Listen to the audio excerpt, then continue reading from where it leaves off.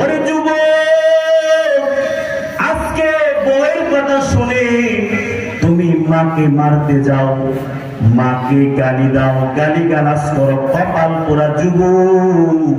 আরে তোমার বউ তোমারে কেমন ভালোবাসে জানো? আজকে যদি রোড অ্যাক্সিডেন্টে তোমার যদি একটা হাত অচল হয়ে যায়, তোমার যদি একটা পা অচল হয়ে যায়, তোমার সুন্দরী বউটা আরেক চান্দুর হাত ধরে পালা যাবে, কিন্তু তোমার জনম দুঃখিনী মা তোমাকে কখনো ফালা যাবে না।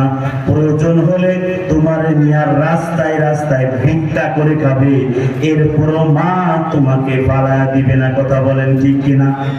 তাইলে 2 নাম্বার হলো, মা পেটে ধারণ করেছে, প্রসব বেদনা সহ্য করেছে, যেটা বাবা করে নাই। প্রসব বেদনা সহ্য করেছে, পেটে ধারণ করেছে, শুধু এখানেই শেষ নয়, এরপরও মা তোমাকে 2 বছর দুধ পান করিয়েছে। মা তোমার জন্য কত কষ্ট করেছে। ওরে সন্তান, মায়ের গর্ভ থেকে ভূমিষ্ঠ হওয়ার পর এখন তোমার ভিতরে যেমন জোয়ানি ছিল, তখন তেমন জোয়ানি ছিল না। তুমি কথা বলতে পারতে না, তুমি বসতেও পারতে না, তুমি দাঁড়াইতেও, তুমি বসতেও পারতে না, তুমি দাঁড়াইতেও পারতে না, তুমি কথা বলতে পারতে না।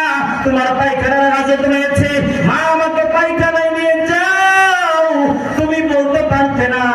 মা ক্ষুধা লেগেছে, তুমি বলতে পারতে না। কিন্তু তোমার মায়ের মধ্যে আল্লাহ তাআলা এমন একটা তোমার প্রতি ভালোবাসা সৃষ্টি করে দিয়েছেন, তোমার কান্না শুনে মা বুঝতে পেরেছে তোমার ক্ষুধা লেগেছে কিনা। কথা বলেন ঠিক কিনা?